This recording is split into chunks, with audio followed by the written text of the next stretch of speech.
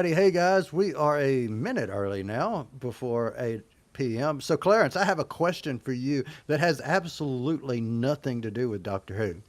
You recommended a TV show for me that I have unfortunately not had time to watch yet, which was The Last of Us. And I want to ask a question. Is Catherine O'Hara part of the cast?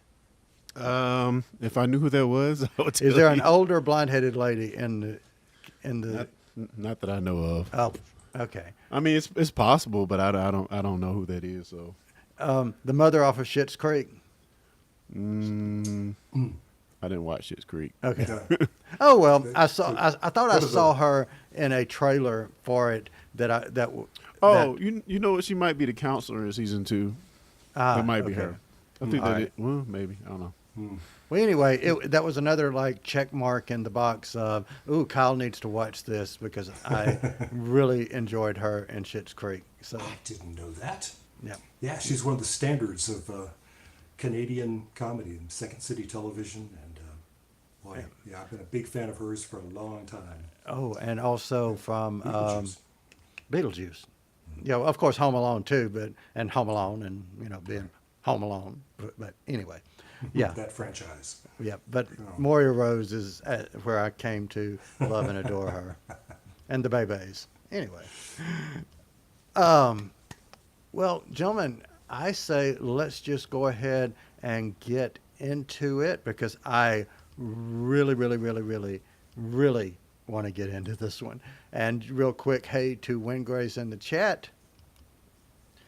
And again, I want to get into this. Yeah. So, without Onward. further delay, here we go again. The Discussing Network presents Discussing Who, a Doctor Who podcast. I'm Kyle Jones, and before I go any further, I want to say, if you have not seen the Interstellar Song Contest, put us on pause, go out, watch the episode, come back, because from this moment forward, spoilers. Alrighty, the spoiler warning has gone out, and I've not done a spoiler warning in quite a while at the very beginning, which now leads me to say, Lee Shackelford, how are you doing, sir? I'm very good indeed. Got a lot of stuff going on, and just plugging away at all of it, and that feels good. Well, while I've got you on the hot seat, I want to ask if someone is listening to this podcast or viewing us on YouTube or wherever they might be viewing us for the very first time, what do you like telling people? I love telling people that we know there are an embarrassment of riches, a wealth of Doctor Who podcasts out there that you could be listening to, and you've chosen to stay with us and discuss, listen to us talk about this episode, which has the social medias abuzz. So, thank you for joining us. Indeed, indeed. And it would not be Discussing Who if I could not say, Clarence Brown, Mr. Brown, welcome back. How are you? And silence has fallen. Yeah. Dun, Doing dun, great, sir. dun. Glad to be here. Glad to be here. Awesome, awesome. And Clarence, there's something that you like telling people. Where could they find more about Discussing Who?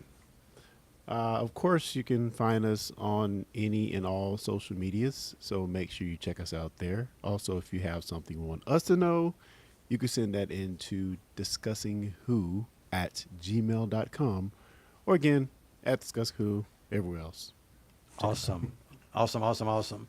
So, Lee, I want to talk about something really, really quick that has absolutely nothing to do with Doctor Who, but focuses on you, which is you shared something right before we got ready to get started that you have won an award because of your association with something that we have talked about on this podcast before. Would you like to share that? Well, thank you. Yeah, well, I just thought it was appropriate because this is an episode about contests and awards and all that stuff. But I learned today from the producer of the documentary / music concert film that I wrote that I think you can still see on pbs.org streaming, called Symphony Celebration with the Blind Boys of Alabama.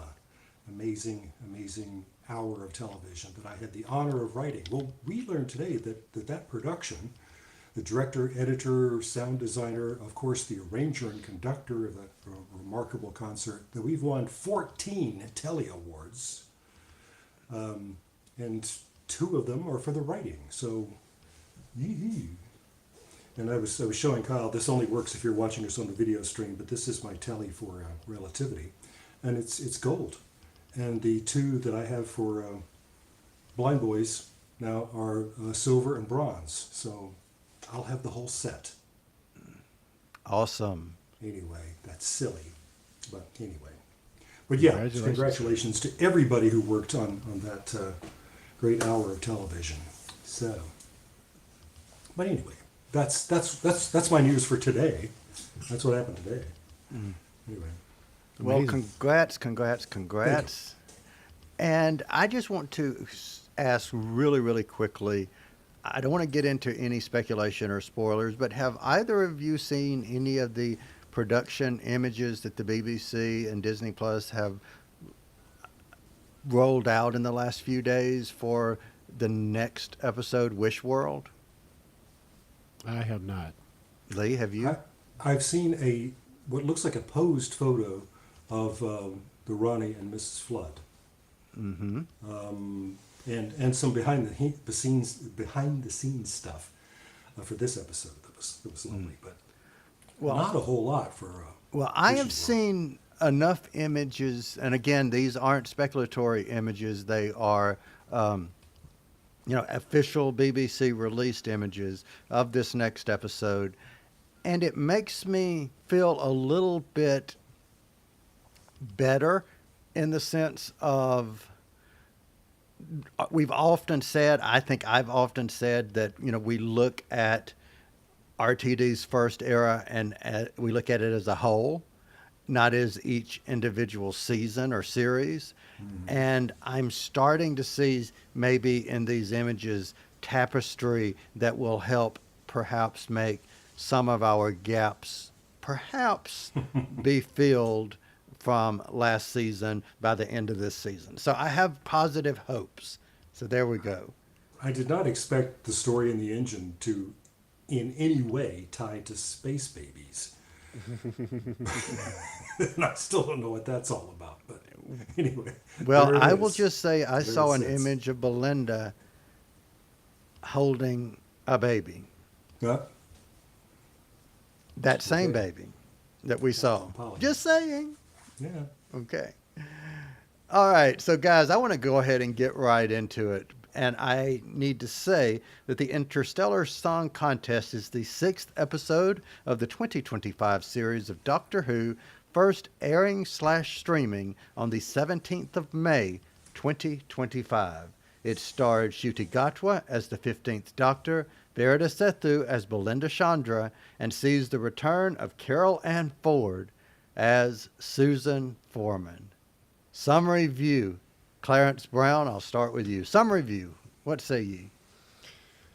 Well, as Lee said, I guess this episode has been getting a lot of good buzz. I saw the ratings get a spike on another YouTube channel that I was perusing. But for me,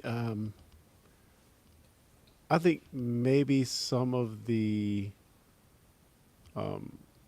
excitement around it might be lost a little bit in translation for me. I mean, I know who Graham Norton is.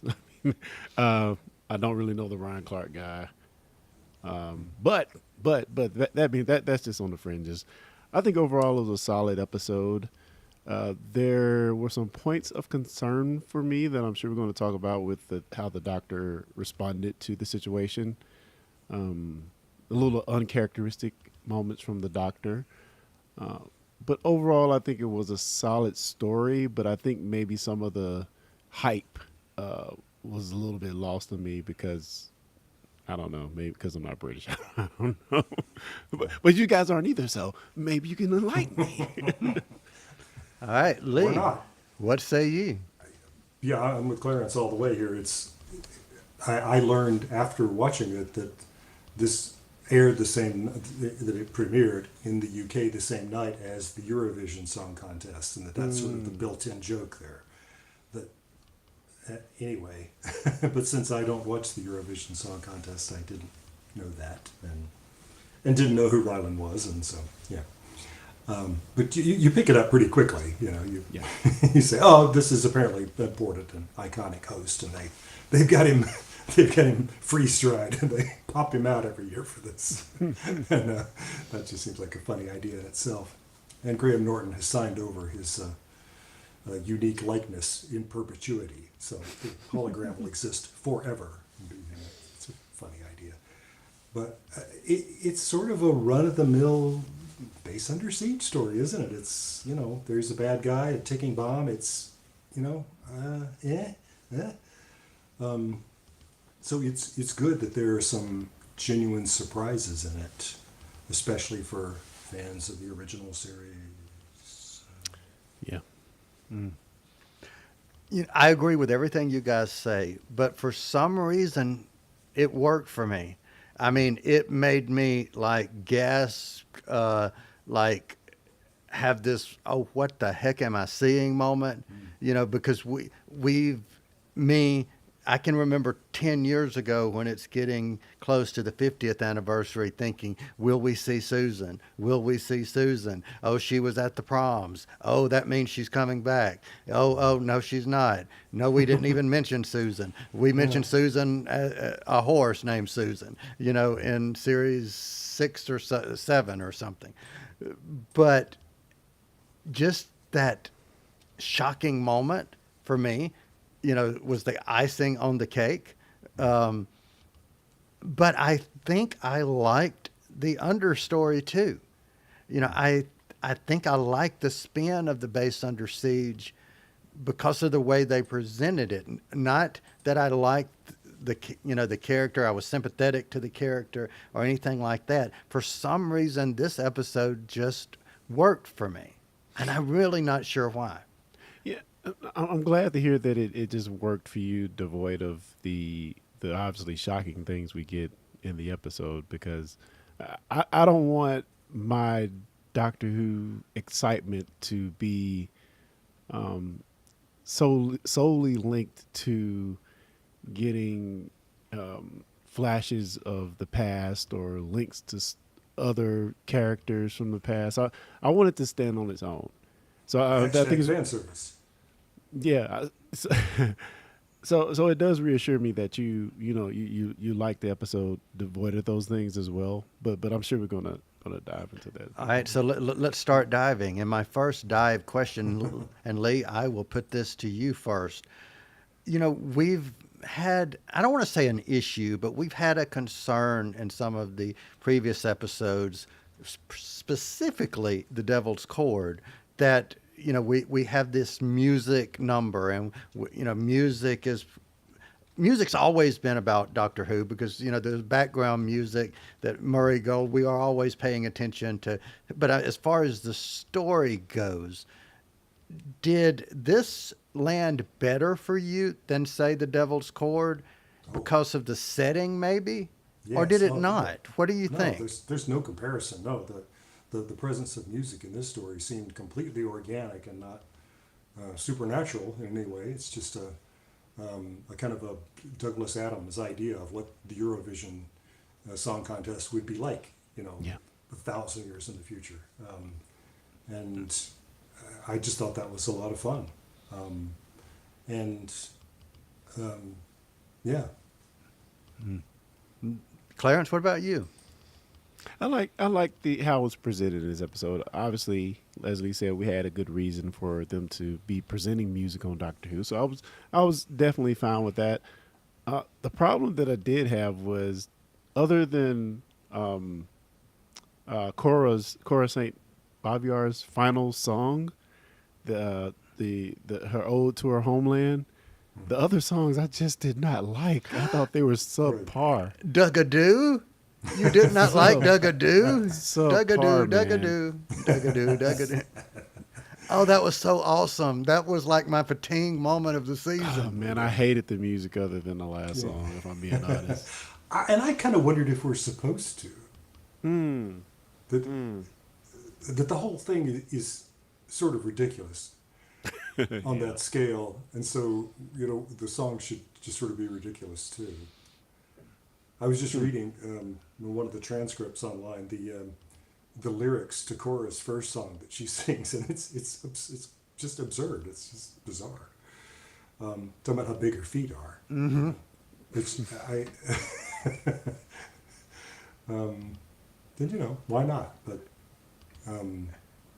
no, I thought what you were going to ask was about Susan, and are we in that weird space where, as fans of the classic series, we can gasp and say, "Oh my God," but do other people say, "Who is that? Am I supposed to know who that is?" And then this episode doubles down by having Mrs. Flood bi-generates, and she turns into somebody else we've never heard of. Hooray! But we did have mention of this character for the first time in New Who last season on the Yeah. first episode. He made reference to that character. Well, he did, but I'm just not expecting people who have come on board even in 2005 to have any idea who the Ronnie is. We've established Susan really well. I mean, in the Devil's Court, the Doctor says, the Susan's over there right now. I could go see her. Right? And we, in the finale, we saw a flashback of Susan. I believe, if not in the lead up to the finale, the penultimate episode.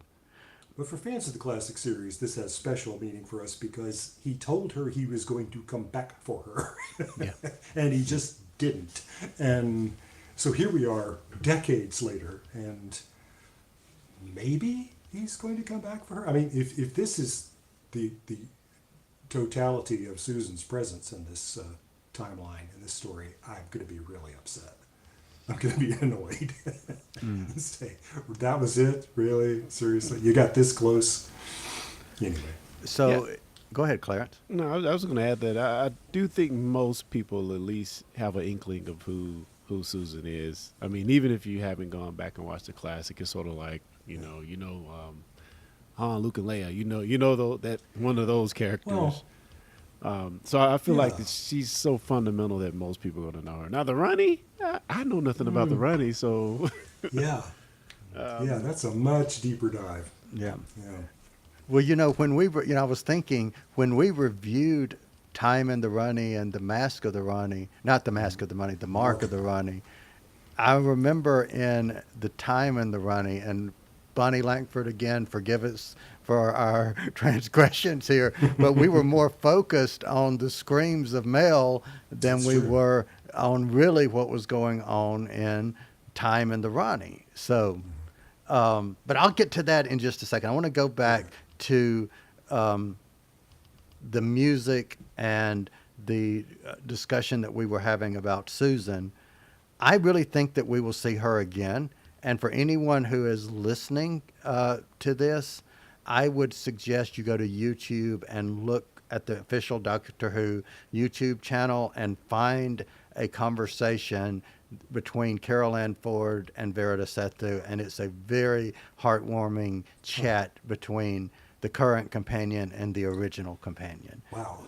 So Yeah. that was very, very heartwarming to be, because at one point Verita makes a comment saying, I finally get what this role means.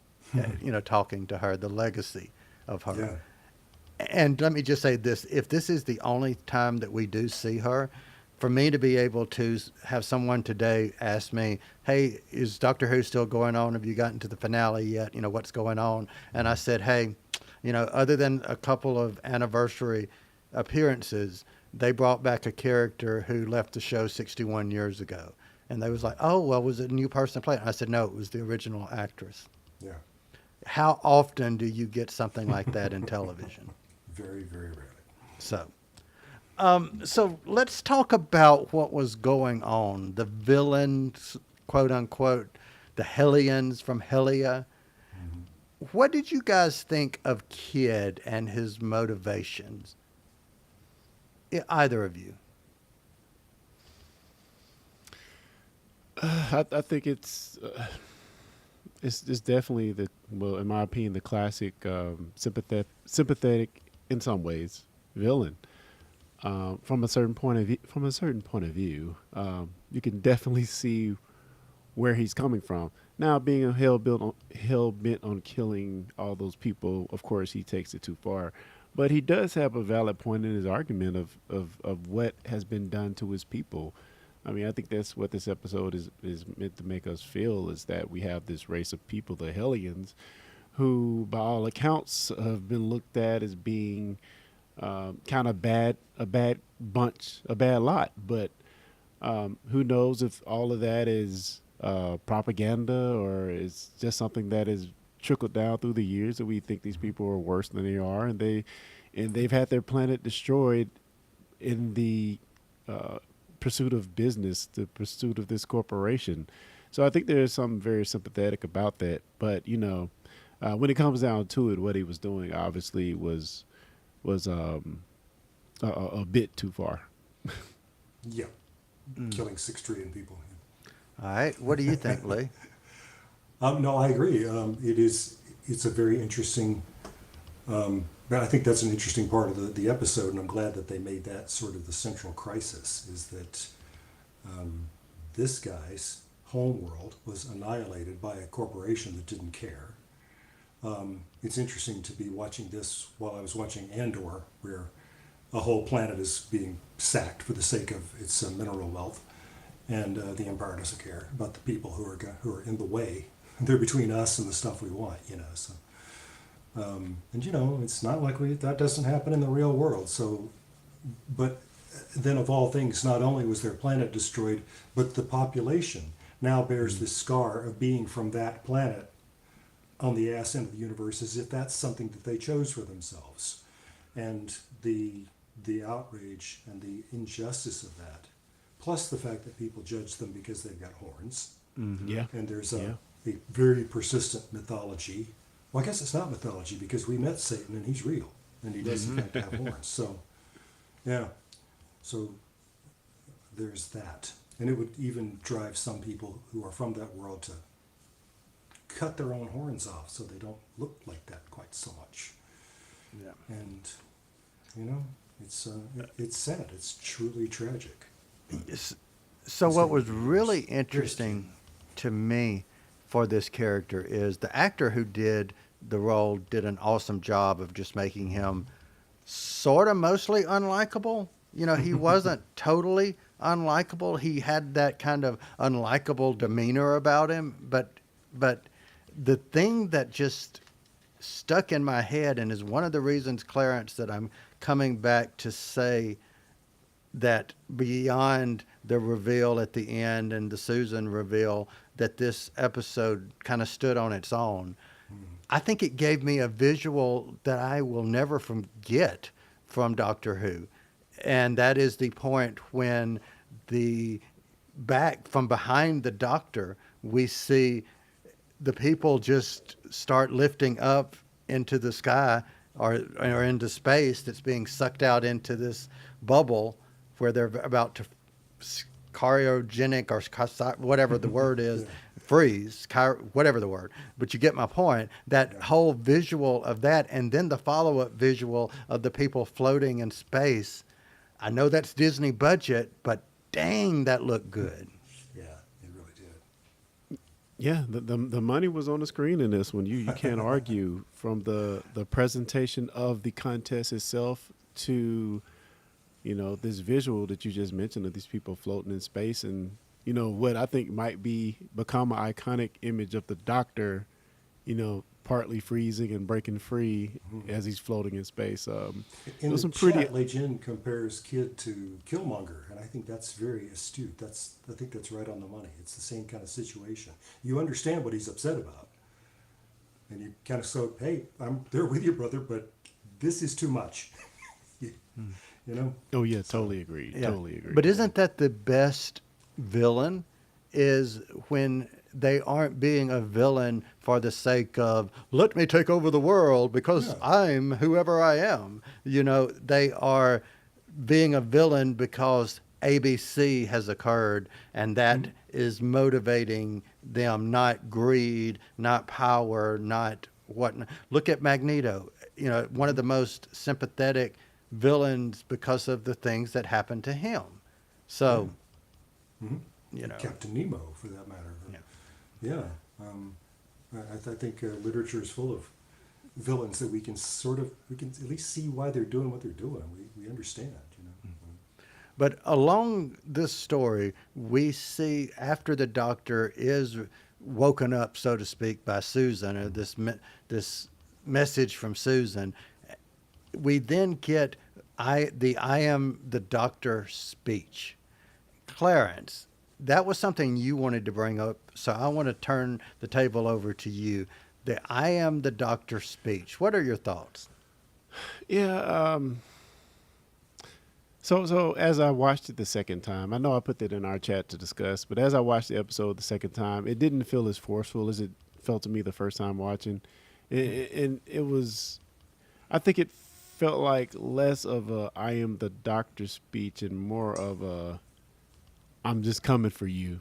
And as I replay the episode and watch it again, I think something's really wrong with the doctor. You know, I felt like, you know, the first time watching it, I felt like it was I'm the doctor speech. You're going to listen to what I say. I'm coming to get you. But as I watched it again, it felt like it was more of something's not right with the doctor, and he's going down a different, darker path. I can't quite frame it, but that's kind of what I was feeling.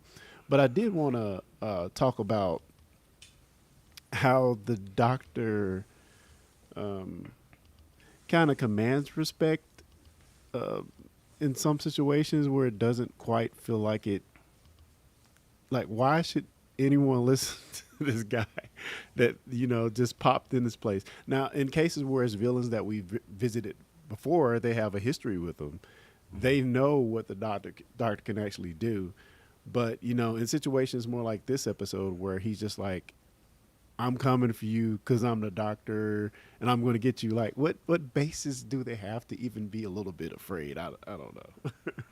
No, it's a very valid question. Lee, what do you think? No, I agree, and it's the thing that really started grating on my nerves about Matt Smith's doctor is that at least twice he had the speech where he said to, you know, Cybermen or Daleks or whatever, you know, just remember, I'm the doctor, and they turn tail and run away. And I thought, well, that's handy. And as Clarence was saying, with them, you can sort of understand it because they have a history. But I don't know, and I know I'm overthinking it, but I always think, well, that kind of depends on timeline, doesn't it? I mean, maybe if the doctor shows up before any of the other events that have happened with the Daleks, for example, they're not going to listen to him, right? Or whatever, you know. It just seems like it always works for him to say boo and they run away. I don't like that. But where he's going in this episode, I feel like takes us back to the Runaway Bride. And the fact that Donna had to stop him from hurting the Rachnos more than was actually necessary. My children. Yeah. Okay. And he tells her later, this is why I don't travel alone. I need somebody to stop me. Mm-hmm. So we know that's part of his character, part of his personality that we assume does continue on from... Well, look at Time Lord Victorious. Well, you know, right. he was alone, and then he decided the rules of time are mine. Yeah. I'm the last of the Time Lords. I can do whatever I want. Who's going to stop me? Exactly. Exactly. You know, I'll add to that everything that we've said here. I will add that, you know, we know in real life there are people who, when they enter the room, they have a presence. You know, there's no hesitation. Call it alpha personality, call it type A, call it dominant personality, whatever you want to, you know, label it, put it whatnot. But you have some people, when they walk in the room, they don't hesitate. You know they're in charge. You know that's their modus operandi, whatever you want to say. Maybe that is a coping mechanism the character of the doctor uses is when I walk out of this door, if I hesitate for a second, that's a weakness that's perceived. Therefore, I come out all guns, no, not literally, but with all cylinders firing, you know, and I am in control. Maybe that's just nothing more than a coping mechanism. perhaps, Yeah. and Dugadoo. But the fury of the Doctor, that's what I've written down here in my notes. And I wanted to discuss this for a moment since we're talking about the Doctor. You know, if I had to name this another episode title, I think I would give it The Fury of the Doctor, because this is madder than we have ever, more angry than we have ever seen the Doctor before. This Doctor. Why do we think the Doctor went this far? Thoughts? It's a good question, isn't it? Because certainly other people have been threatening, innocent and helpless people. Was it just because of Belinda perceived to be gone, or was it something more? It could be the vast, just the sheer number of people this guy was trying to kill over the airwaves. Mm-hmm. But I thought, once we get to I know we're going to talk about it, but the bi-generation at the end, it made me wonder if in the last regeneration or bi-generation, if a piece of the Doctor was left on the other side, especially when you see how the two Ronnies interact with each other. Mm. So is there something missing in this Doctor that needs to be rejoined or fulfilled? I don't know. Interesting. Very interesting. But there definitely seemed to be a more intentionally, aggressively harmful stance from him in this episode. That it almost like it came out of nowhere. Now it could be that he got the vision of Susan. It could be a bunch of things that probably played into it. But he seemed very. I mean, maybe one of the most aggressive times that we've seen him as far as harming somebody directly, physically, touching, harming them. But it was a lot. Lee, what do you think? Oh, I have to agree with all that, and I just, but you've got me thinking about what is the trigger here? What makes these circumstances so extraordinary? Makes me want to go watch Runaway Bride again too, because or Waters of Mars for that matter. The other time that we're talking about, where the Doctor just said, "I'm going to kill you, and I'm going to enjoy it. I'm going to spend some time killing you." Yeah, what is it that sets him off like that? But it is also, Clarence brings up a very intriguing point too. What we saw from that bi-generation at the end is that now there's sort of an alpha and a beta. Absolutely. Mrs. Flood is no longer in charge. And the interesting thing for me, I and we'll talk about the bi-generation in just a minute, but for this particular 14-15 bi-generation, I've always looked at this Doctor as the emotionally healed Doctor, because he basically says so. I'm okay because you healed yourself. We're doing rehab out of sync.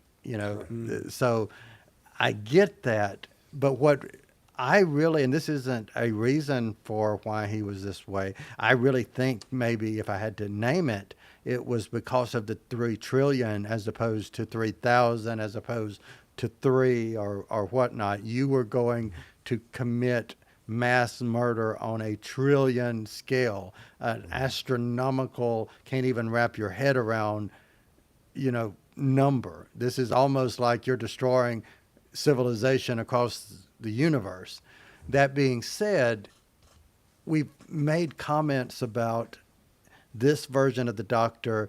Yes, he does shed tears, but he's mostly the happy-go-lucky, everything's fun Doctor. And I'm loving the fact that they gave Ncuti an opportunity to play a scene where we're sitting here saying this is one of the darkest moments the Doctor has ever been. And to me, he sold it. He did, he was relishing that facial expression that he was giving was every time he shocked him, he was, enjoying. I'm picturing, Palpatine enjoyment of shocking Darth Vader kind of thing, or Luke Skywalker, whichever one, But you get my point. Exactly that. That was what I was feeling there in that moment. Was I am, 100% into making this being suffer. And maybe it should disturb me more than it did, but it didn't, because he acknowledges it at the end. So, Yeah. all right. So let's get into the bi-generation here for a moment. We finally know who Mrs. Flood is, the Ronnie. What did you guys think of the bi-generation itself? It is something I hope they stop doing, because it gets on my nerves. I hated it the first time. I think I hated it this time too.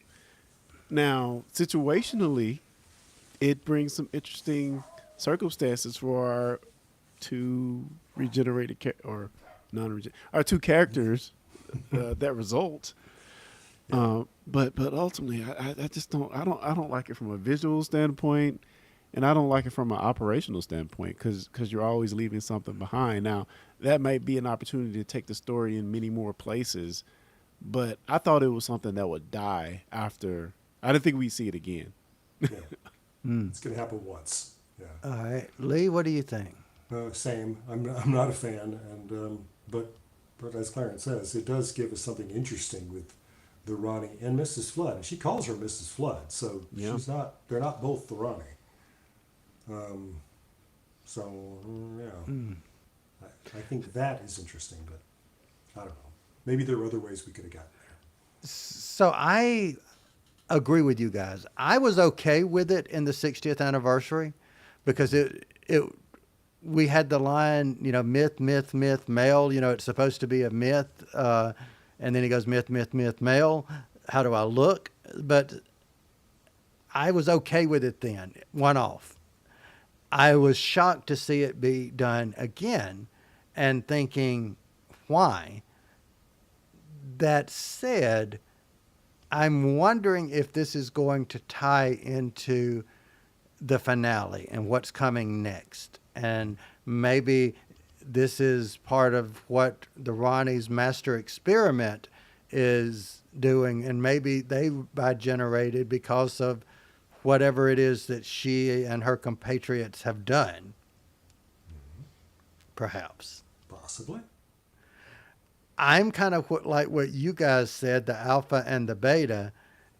I can't wrap my head around she's a Ronnie, but I am the Ronnie. I know you are playing on words. You may be a doctor, but I am the doctor. Right. I get that. And, but the yes, ma'am to the other one, that just seemed off to me.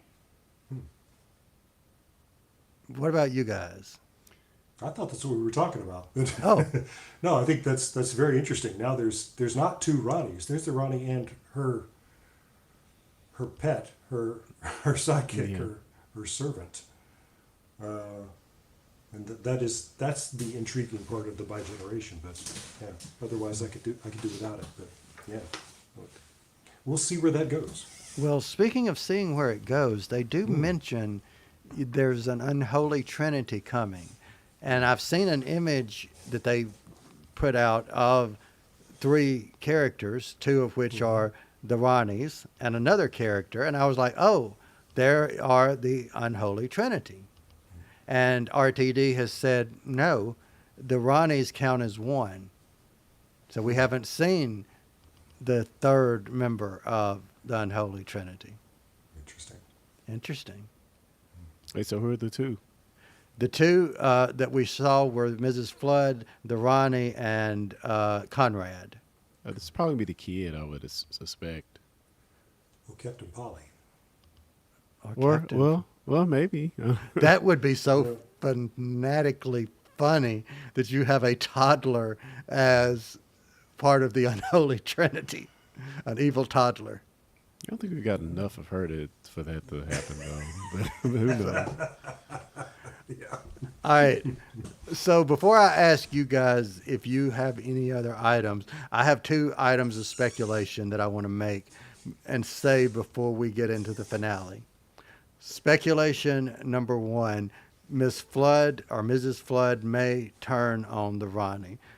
Something is telling me that. I think she's going to disrespect or not pay attention, not because Mrs. Flood will turn, good, but I think she might turn good, quote unquote, to spite her other self because of something that she might do.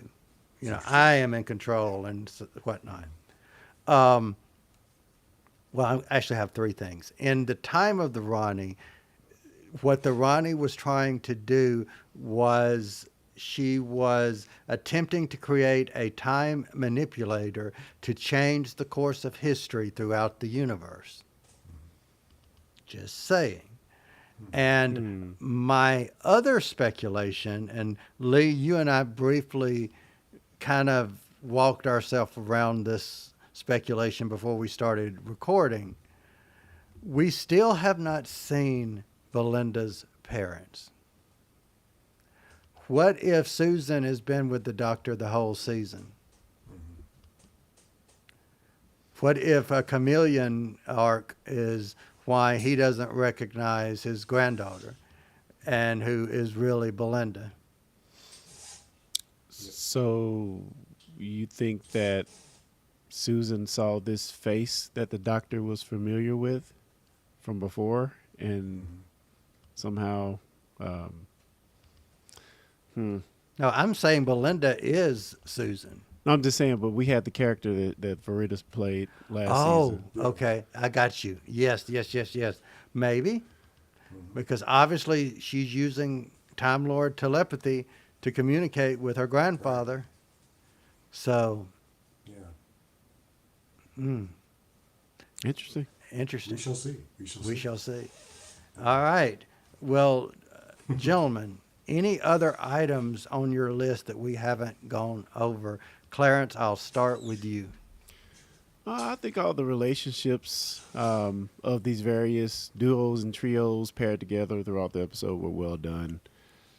We have I have the names. We have the Gabastones. We had that couple. They were fun. We had Cora Saint and her guard or bodyguard. I thought was a fun pairing. And then the doctor and Veretta Belinda with each of those. I thought was a fun combination as well as you have to give props to the showrunner Nina. I think is it Nina in the control booth. I thought she was great, man. She was a phenomenal character. One of my favorites from this episode. And just the pairings, even the two Hellions, kid and his I forget the girl's name, but that pairing too was a fun pairing. So I thought each pocket of groups of people in this episode all kind of gelled well together. So yeah, I have to get a shout out to that, and also a shout out to the doctor going through this if only sequence at the end of the episode as we bring these people out of cryostasis, use a tractor beam to pull them down. If only, and he comes up with an idea and has somebody to fulfill it. I thought that was very fun at the end of the episode. All right, Lee, what about you? I just have a piece of the deep dive trivia to share. This is in the episode. They say this is the 803rd Interstellar Song Contest. They've toyed with the idea of the Interstellar Song Contest before in the Big Finish stories. There's a Big Finish story in which the Seventh Doctor and Mel get involved with the 309th Interstellar Contest. So that was 500 years earlier. But I haven't heard this one. I've just read about it. But the Doctor wins. Spoiler. Anyway, that would be Sylvester McCoy. So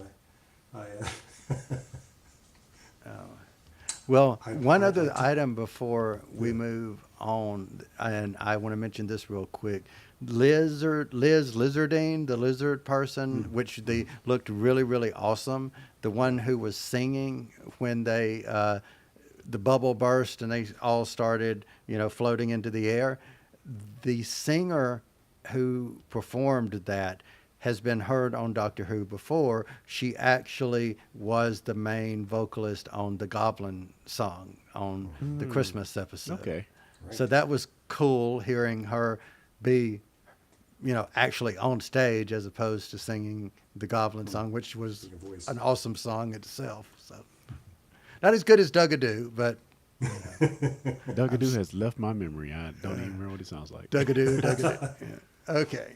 There's a part of me that wants to, but probably be copyrighted, wants to put that music playing in the background right now just because you said that. But instead of doing that, what I'm going to do is ask for favorite scene. Lee Shackelford, favorite scene. The whole sequence of the Doctor taking control of the station's systems and casually exploding the drones' heads and appearing in the control room as a hologram. That's just like, Yeah, that's cool. that's my Doctor, man. Yeah. That's the Doctor. That whole sequence just made me very happy. All right. Clarence, favorite scene. I think I have to go with riding the confetti cannon. I think that was pretty interesting. I thought they would go bigger on him getting back to the station or TARDIS, but I think with the budget, I think they did a good job of of having a little fun moment with him using confetti cannon. But yeah, I rather like that space sequence. Okay. So were there not for this scene, I would probably have said the Ronnie reveal would have been my favorite scene. But you know what it's going to be. It's going to be Susan. Absolutely, it's going to be Susan. It gave me chills to see Susan. So, yes, Susan. Every time we saw Susan, the glimpses of Susan, that's my favorite scene. So, favorite quote. I'll start it off. My favorite quote is, go back, grandfather, go back. That's mine. Favorite quote, Lee Shackelford. Did I just fly through space on a confetti cannon? Love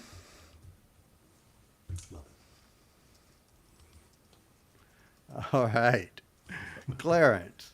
Lee took mine, Oh, so I'm going to just second what Lee said. there you go. Fair enough. All right. So, final rating. Mr. Clarence Brown, final rating. What say ye? This is hard for me because I feel like if I was into the British parts of it more or knew of the Ronnie a little bit more, I could rate it almost certainly a 5.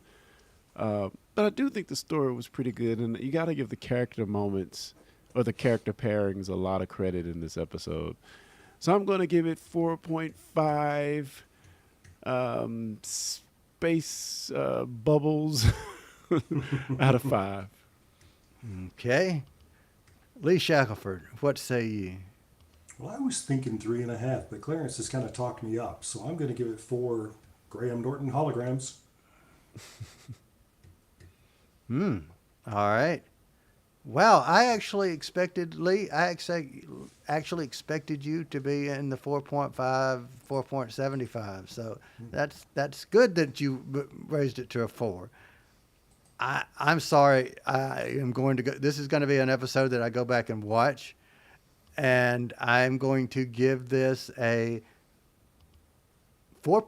No, I'm going to give this a 5 returning granddaughters out of 5. So, and yes, Susan did play a large percentage in that rating, but You never stood a chance. You never Yeah. stood a chance. so 5 out of 5 for me.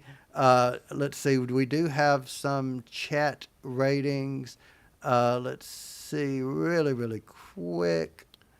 Lei Jin gave this 4 out of 5 hologram shocks out of 5. So Was that the Mavity glove or the glove he used in the it first looks similar, but it wasn't. No.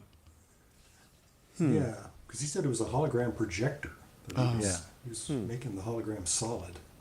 And speaking of Mavity Glove, did you guys notice how many times they used the word Mavity? It got on my nerves every time. But Yep. but I'm wondering if that was intentional because it was like they wanted us to appreciate the mavity of using the word mavity. Yeah. Who knows? And who knows if somebody is going to utter the word gravity in the next episode and somebody go, what? What? Huh? Wait a minute. Who knows? You lost me on that one. If that somehow breaks the spell, Yeah. Oh. maybe. Oh, I see. Yeah. Okay. I see what you're saying. You know, because I think there's a spell coming. I don't mean which spell or whatever, but something's going to happen that's going to. But she heard them say Mavity in this episode, didn't she? And she didn't, yeah. it didn't bother in this episode. But the doctor said it too. But I'm just saying, if something were to happen and somebody just says it off the cuff of gravity, you know, and maybe that's a shock moment of wait, huh, what, huh, what, who knows? Yeah. And something about tables moving. But anyway, we'll get into that. Not sure what tables moving means yet, but who knows? But what I do know is everyone in the chat, thank you for participating. Thank you for joining. Thanks for being here. You guys, as always, thank you. And for everyone listening, thank you for listening. We appreciate you. And as always, we will be back next time.